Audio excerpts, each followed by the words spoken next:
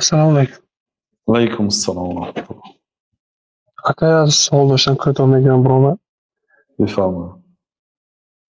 اگر به نماز تراویح دیر کردیم و امام نماز تراویح خونده است و به نماز خواستن دیر کردیم، امام نماز تراویح میخوند، چی باید کنیم؟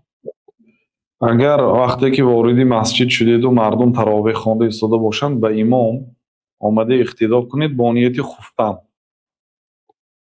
Масалан, 2 ракат дарёфт кардед, ҳамроҳии имом намози 2 раката ҳаст, 2 раката ҳардушам дарёфт кардед.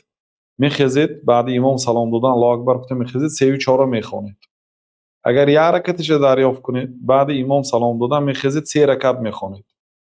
дар дуюм ракат дар атаҳиёт мешинед, 3-ю 4 мехонед, баъд салом метиҳед, баъд ба таровеҳ иштирок мекунед.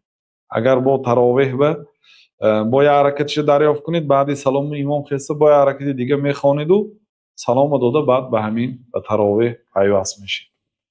Аллоҳу таъала аълам.